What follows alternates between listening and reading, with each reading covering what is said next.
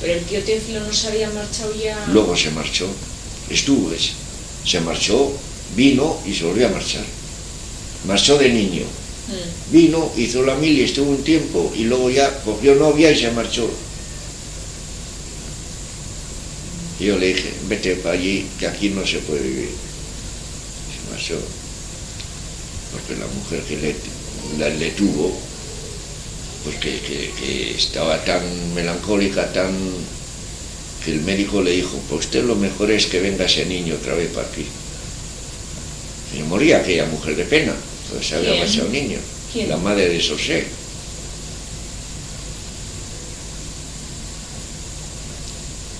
¿Y la época en la que estuvo trabajando en las minas, cuándo? Eso fue cuando fue después casado.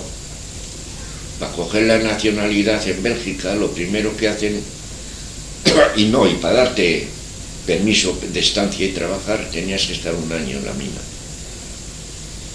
Él estuvo 1 año, pero tuvo suerte porque se metió como especialista en talleres de reparación, abajo en la mina, pero para reparar máquinas y eso. Por mediación de no sé quién, pues me chuparon.